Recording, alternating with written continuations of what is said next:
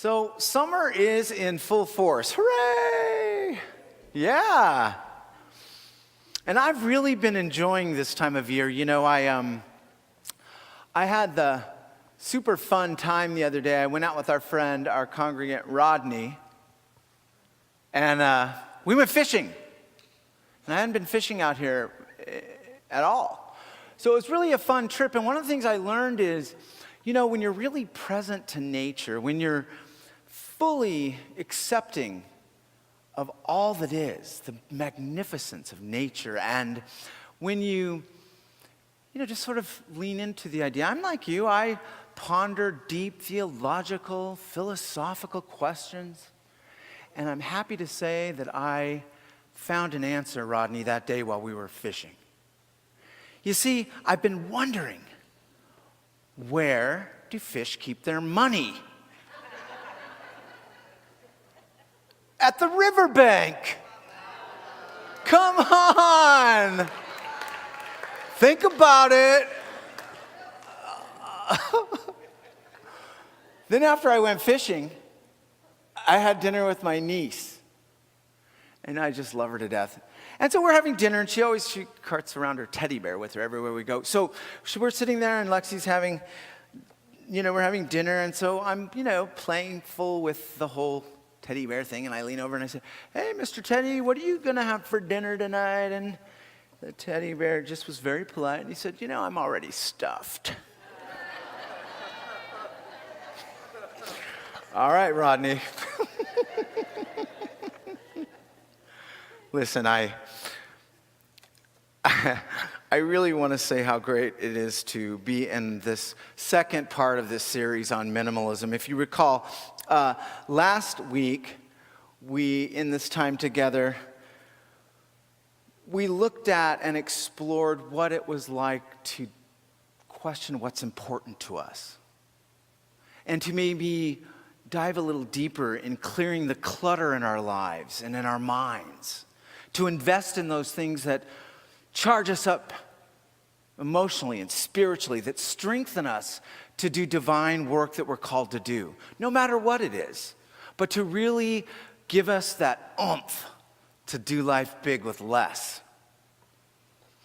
And we learned what's really important to us. We learned that we need shelter, we need food, we need internet.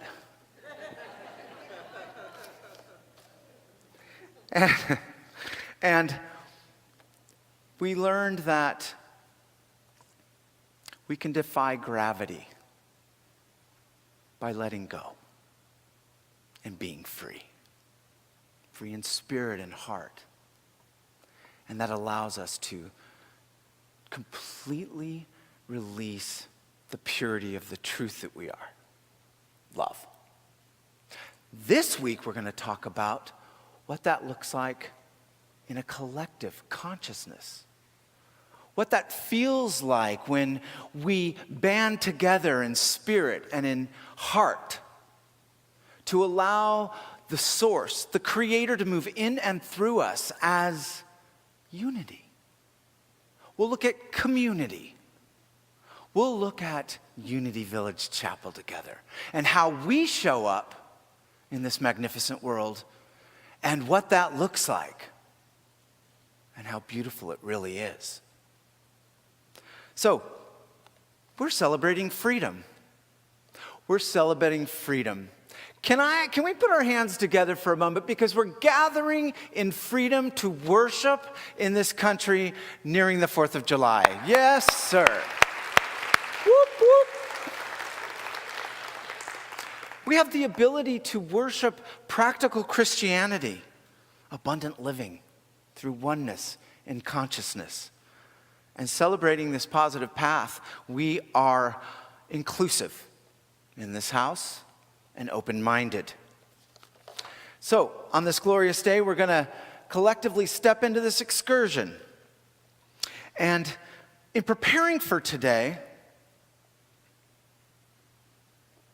I decided to look at all of our brothers and sisters out there, other movements and churches, spiritual homes, to see the differences and how beautiful they are because they make us powerful, and to see the similarities. And I found a really moving story that I'd like to share with you. And I have a video clip. So if we can have the lights a little bit, that might be better to see. I'm not sure. If we can dim those a touch. And let's take a look at this Heart Song Church and how they show up. I'll never forget the morning that I saw an article about a group of Muslims who had bought 30 acres and were planning to build a complex. When I saw that, my stomach kind of tightened up. They were going to be right across the street from us. I felt that ignorance and that fear. So I prayed. I said, Lord, what are we supposed to do? The idea of Memphis Islamic Center started because we felt we needed a family life center, a place for people to pray and play, to socialize, and have a sense of community. It is a difficult time for Muslims in America. We did not expect to be welcomed. We thought we have to work hard. And one day we were driving by and we see a banner, and that banner says, Heart Song Church welcomes the Memphis Islamic Center to the neighborhood.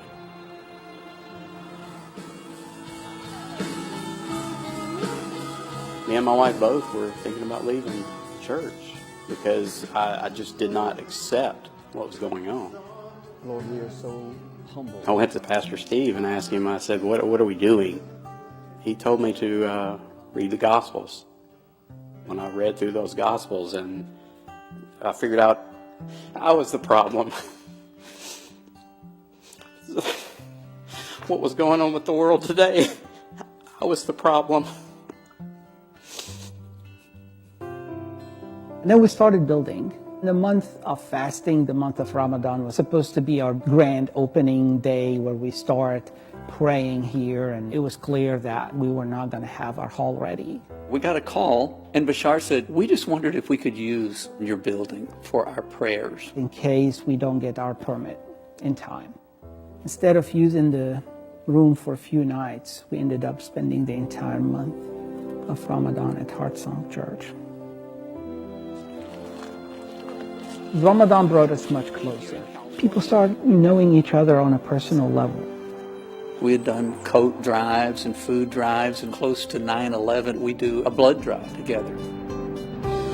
I would have never thought that I would be friends with Muslims right here. And I love it. It's kind of like my world got bigger. We are a better congregation now. We are better people because of this friendship with Heart Song. It's an amazing friendship that I can't imagine having missed out on. How's everybody doing today? Well, cheer louder if you're having fun.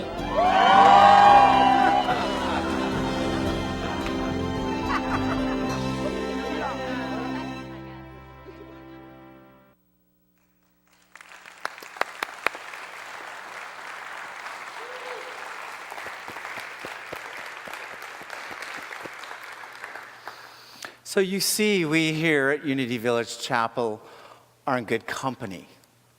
And that's what was so impressive to me, that we are collectively a part of a higher movement on this planet where people from all over are not just talking about it, but actually doing something about it, putting it into action. And I thought about that. I thought, what would it be like to sit across from our foes of any kind and just see them as human beings? You see, the things that make us different or maybe strange are truly the gifts that make us powerful, that bring light to this world. I mean, when did fear ever get us anywhere, right? I mean, you would agree to that. I mean, we really must do what we do here. That is, lean into these principles and allow ourselves to be in the flow of love in the world, in being part of it, not separate of it, but actually being many and one. Our co-founder, again, I will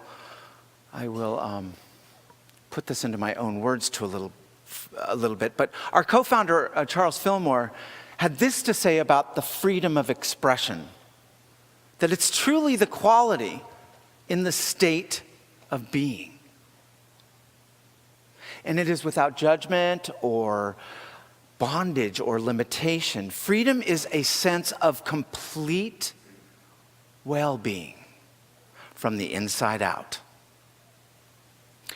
And it's always available through deep communion with God, our source, especially through prayer and meditation.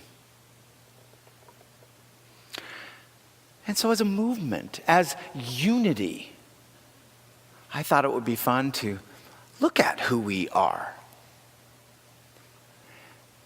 So let's first look at Unity Worldwide Ministries, because I will tell you, they're amazing. And guess who they are? They are you.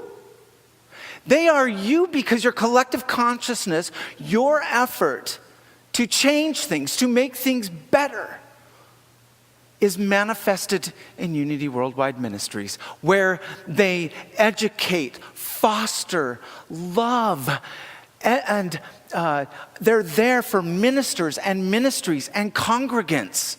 They do conventions, the People's Convention. They educate ministers.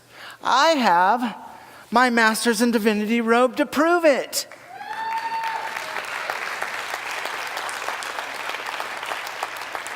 You know, they are there in every part of the journey, and they're taking us into the 21st century. I say thank you, Unity Worldwide Ministries, for picking up the education program, bringing it into the 21st century, because if you don't know this, I want to remind you, any of you can take classes. You don't have to be on any path but your own spiritual enlightenment path, which you are. So jump in and take a class. It's online, it's convenient, and it's fantastic. So Unity Worldwide Ministries is one I really wanted to applaud, and I thank them for picking up the education program. Yes. What about Unity Village? What? Yeah, we're sitting right here, aren't we?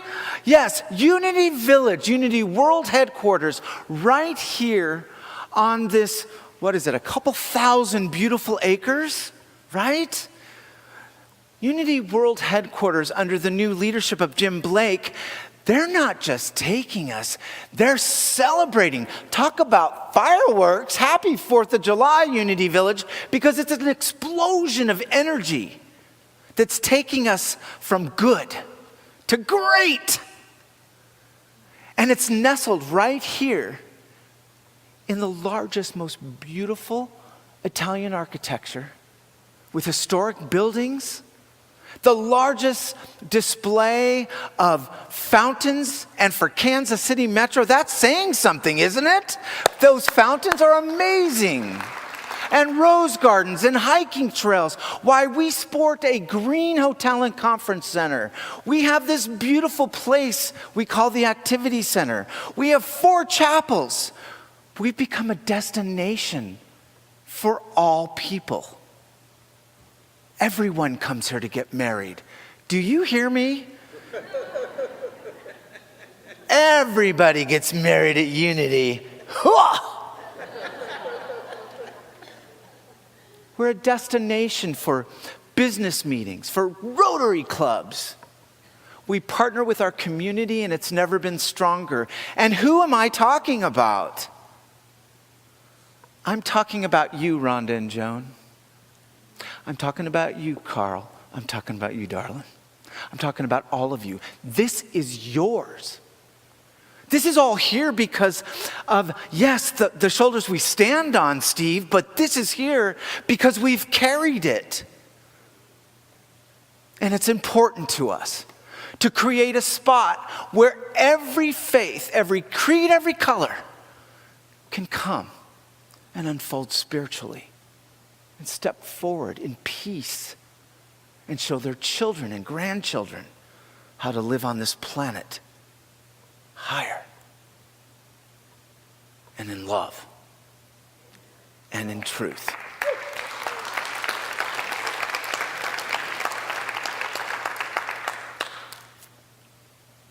I got to punch these two things, though, because these are big. And I don't mean just big. I mean huge.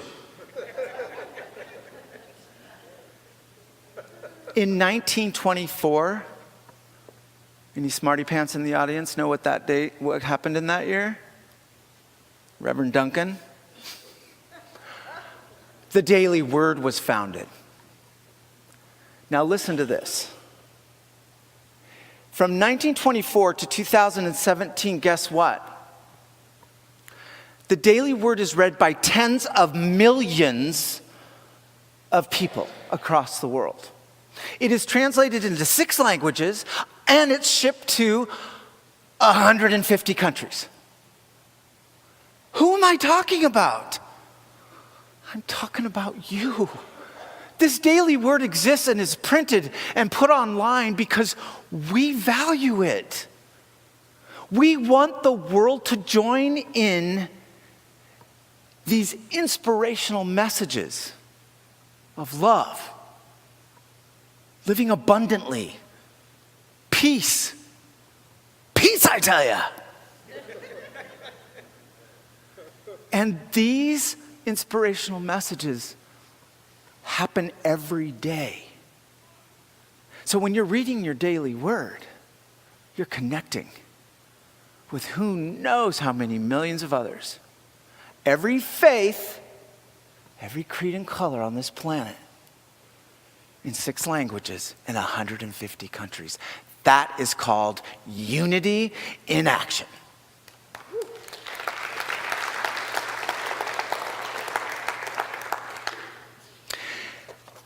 And I have to say this because I worked there for 18 months. I was a prayer chaplain. And it's blue, so I had to pull it out. This is my prayer chaplain shawl from Silent Unity. And Silent Unity is the manifestation of what's really important to us, isn't it? It's prayer in action on this planet.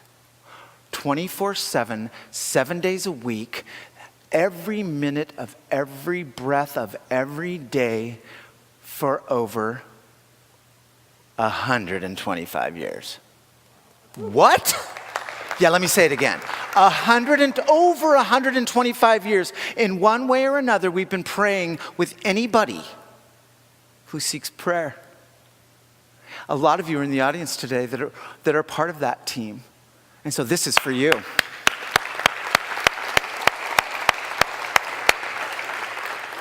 Each day, a couple thousand people reach out for prayer. Nearly 1.5 million people receive prayers of healing and prosperity. An ear, a heart, a connection with another human being on this planet. Because that cupola right there is lit 24 hours a day with somebody, a spirited, loving, dedicated prayer partner, prayer associate right here at Unity. That doesn't happen without you. It's you. It's because you value prayer. And we see the value in it, that we offer this to the world. So what is community anyway? Well, in short, community is broken down it's a compound word. Com is within, and unity. So, with unity. And so we are unified because we have this common union. We find prayer important. We find reaching the globe important to spread peace and abundance and love. Psalms 133:1 says, "Behold now how how pleasant it is when brothers dwell in unity. Listen, everyone has their own unique talents and sets of abilities and gifts. But what fun are they if we never really express them? So I invite you to be a deeper part of this community. Find a place where your heart calls you to serve and give, to play. And I turn to Mother Teresa. Love cannot remain by itself. Love cannot remain by itself. It has no meaning when it sits there. Love has to be put into action. And that action is called service. And right now here at Unity Village Chapel, I don't have enough breath. Okay, we have everything. We have service here every Sunday. We have a live stream team, a beautiful music ministry. We have a prayer ministry. We have the hospitality group. We have the fellowship group. We have the Sisters of Myrtle, the Men of Unity. We have sacred services. We have our beautiful volunteers that have been coming into the office and helping us out.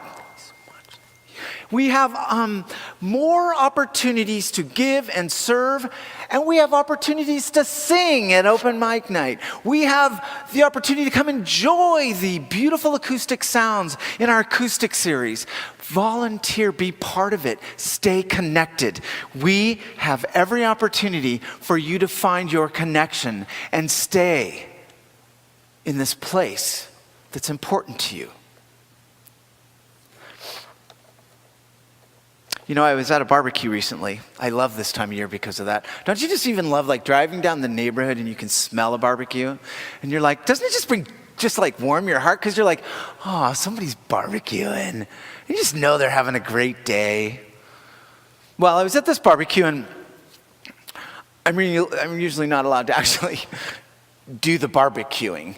But I am usually put in charge of the coals of the fire to kind of keep it going until it's at the proper temperature. So I was standing there and I was doing my little thing, and I kind of found myself just really in the moment of enjoying it. The smell, the laughter around me, and the summer. And I was stirring the fire, and one of the little coals, I guess, kind of rolled off to one side. And I was just watching it. And it was like the entire fire just kind of dimmed a touch. And then that little coal, it was still warm, but it just started to drop, becoming a little darker, not as quite as fiery red. And so I just lovingly scooched him back into the fire, and poof, the fire got warmer.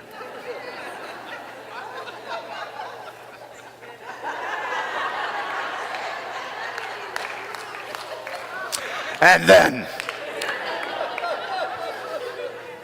right in the middle of that touching story, I tell you, but it did. It came back into the fire, and the fire illuminated a little brighter, and it reminded me of what I would be speaking to today, that together we are ablaze. And sometimes in life we need each other. We do. Sometimes life, that barbecue of life, as we're surrounded with festivities and love, we kind of drift out of the briquettes. And we need each other. We need someone to just lovingly scoop us back in. And the benefit is we create community. And so I find that our connection here, our flame here, if you will, our barbecue of worship is on fire. And why is that? Because of you. Because of you, and collectively you bring this warmth and fire to this worldwide ministries, to this campus at Unity Village, and to this beautiful place, this spiritual home we call Unity Village Chapel. It's all you. You're my little briquettes.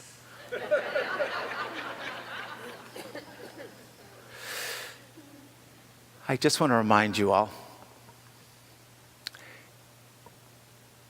in this house, we are real. In this house, we're real. And sometimes we miss the mark, don't we? Sometimes we can't help it, we do. Sometimes we miss the mark and we genuinely apologize. And we're forgiven in love and spirit. We forgive each other. We find glee in that support of forgiveness. We're kind of crazy silly, and we find joy in that glee. We find power in being free to enjoy worship. And we give lots of hugs and handshakes, not just on Sunday, every day. Because we can live this spirit of Unity Village Chapel. Every day we can wake up with a servant's heart, with love abounding, with our briquettes on fire, to be there for the entire world. And we love each other. We love each other and we laugh a lot. So here in this house, we respect each other, we respect our planet, and we are unity. Be proud of it. This is who you are. And if you ever have any questions about it this week, I have couple of things for you to think about or do. And the first one is, if you're feeling uncomfortable, if you're feeling a little out and left, like our beautiful brother in this film was so honest. Whoa. If you're feeling in any way, shape, or form like that, let's take his way shower. Lean into it. That's where healing is. Lean into it. Turn to the Gospels. What? Turn to the Gospels. Turn inside to your heart, into the spirit of oneness. Read the daily word. Read the daily word. And if you're feeling the need to celebrate or to lighten your heart and spirit, call Silent Unity for prayer. It's yours. It continues to be yours because it's important to you. And we are community, aren't we? We're community. Can we say it together? We are community. We are community. We're family. And we're Unity Village Chapel. And it's a loving, great place to be. Thank you so much for this time and for this 2-part series, putting up with my funniness and my spirit. I love you all very much. Have a great 4th of July.